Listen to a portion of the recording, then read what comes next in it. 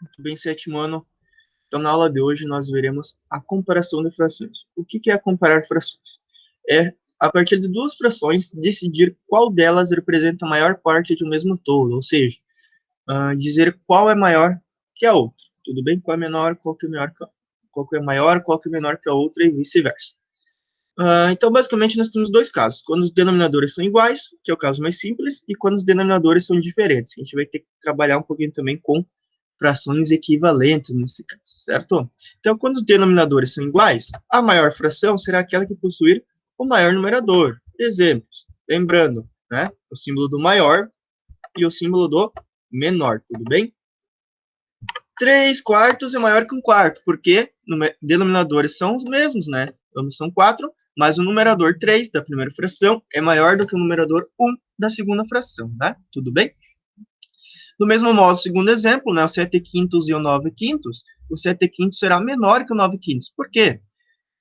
Ambas as frações possuem o mesmo denominador, mas o seu numerador, né, é diferente. E o 7 é menor que o 9. Então, 9 quintos é maior que 7 quintos, ou 7 quintos é menor que 9 quintos. Tudo bem? E no terceiro exemplo, 12 onzeavos será maior que 10 onzeavos. Né? Por quê? Denominadores comuns, ambos são 11, né? E o numerador 12 da primeira fração é maior do que o numerador 10 da segunda fração. 12 onzeavos é maior do que 10 onzeavos. Tudo bem? Agora, quando eu estou lidando com denominadores diferentes, eu preciso obter uma fração equivalente, de modo que tais denominadores coincidam de ambas as frações. Então, aplicamos o critério anterior, né, já que elas vão possuir o mesmo denominador. Né? Então, já entra depois, né, desse procedimento da fração equivalente, né, a dos denominadores iguais. Tudo bem? Então, esse símbolo aqui, gente, da setinha para os dois lados, significa equivalente, certo? Então, basicamente, no primeiro exemplo, 3 quartos é maior que 1 meio. Por quê? Vamos lá. Bom, aqui eu obtive uma fração equivalente a 1 meio, né? Multiplicando o numerador e denominador por 2. Está aqui, né? Indicado por vezes 2. 1 vezes 2, 2. 2 vezes 2, 4. 2 quartos. 2 quartos é uma fração equivalente a 1 meio. Só que, né? 3 quartos é maior que 2 quartos. Olha só, né? Mesmo denominador, né? Obtido uma fração equivalente, só que o numerador dessa primeira, né, 3 quartos, é maior que a da segunda, tudo bem? Então, isso caracteriza 3 quartos sendo maior que o meio. Da mesma forma, 1/8 será menor que o meio, né? Eu obtenho uma fração equivalente ao meio com o denominador 8, né? Basta multiplicar numerador e denominador do meio, né, da fração meio, por 4. Eu vou obter 4 oitavos, tudo bem? E 4 oitavos, né, é maior que 1 oitavo, ou 1 oitavo é menor que 4 oitavos. Ou seja, eu posso afirmar isso também para a sua fração equivalente. 1 oitavo, ele é tanto menor que 1 meio, quanto menor de 4 oitavos. Tudo bem? Tranquilo? Então, no próximo exemplo, nosso terceiro, nós temos que 1/3, ele é menor que 2 quintos.